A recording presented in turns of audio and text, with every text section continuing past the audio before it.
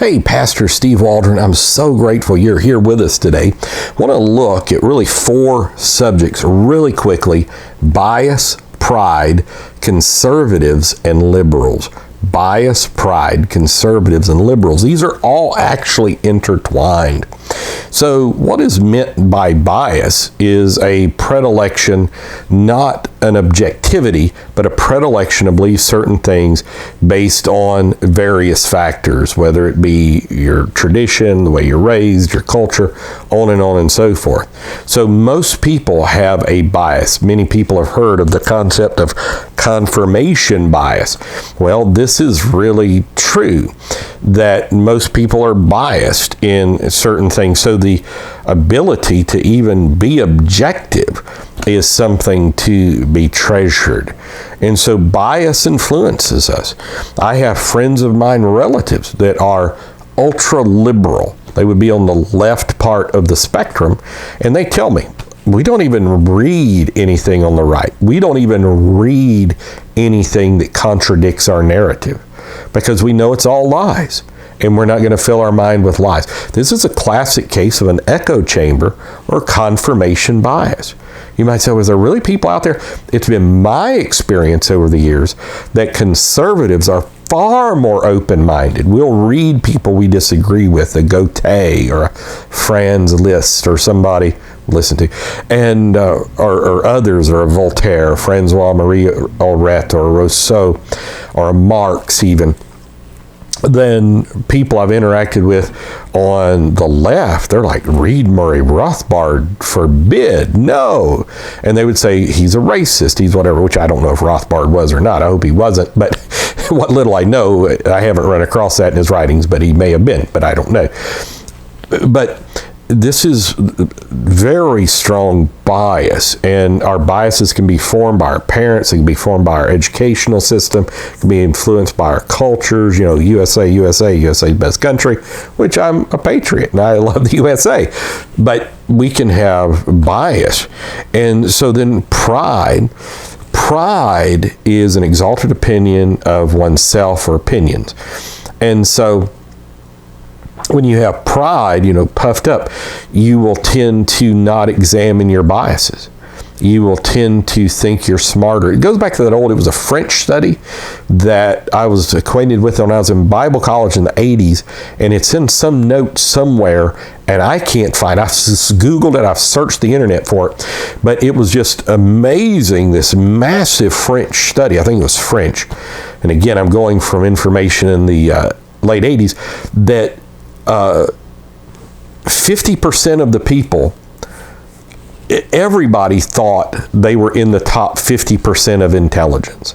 Obviously 50% were not, but everybody thought they were.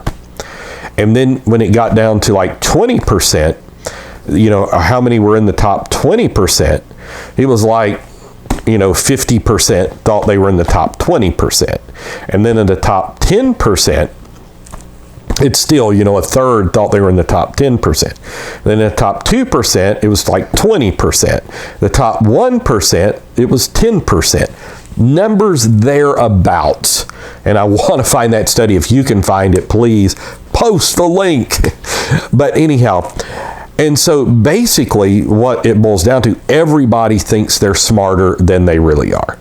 And when you're talking to people think they know more than you. It's just natural. It's just human. It's just self-love. It's like Tony Campolo's thing, when you get a picture of 30 people and you're in it.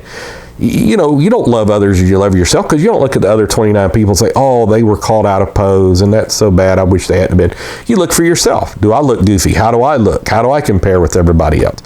And that's just human. There may be some rare exceptions to that, especially if they just heard that study and all of this. So bias and pride. Pride forbids us from humbling ourselves to receive of truth.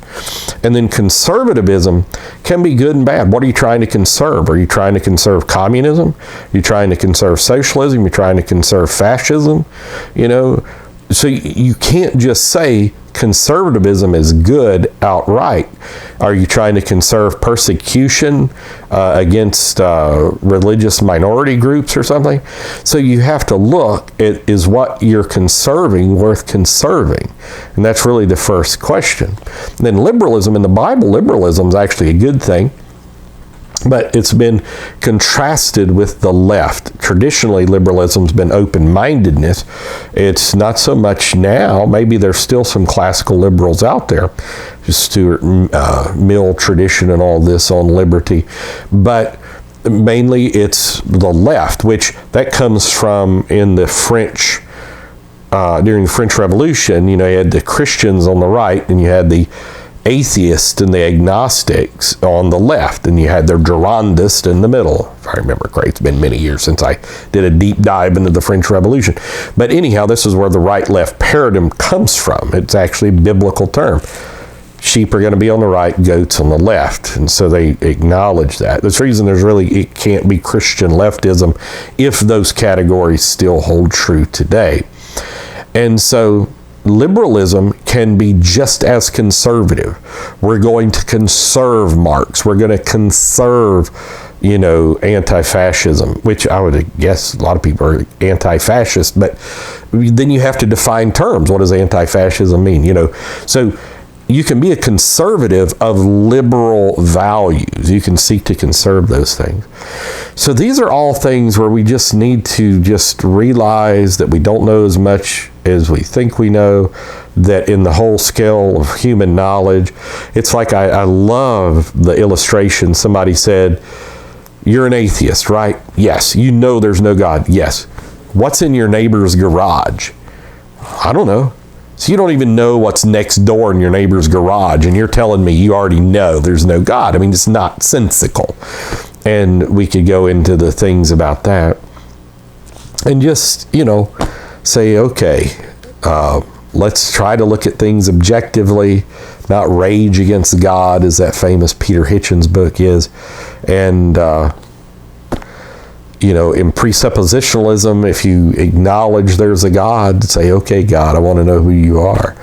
There's so much there. But love you. Let's all make it. Let's make heaven. I think you can go from cogito ergo sum to I think, therefore I am, Rene Descartes, to belief in God. He did. So talk with you later. God bless you. Bye-bye.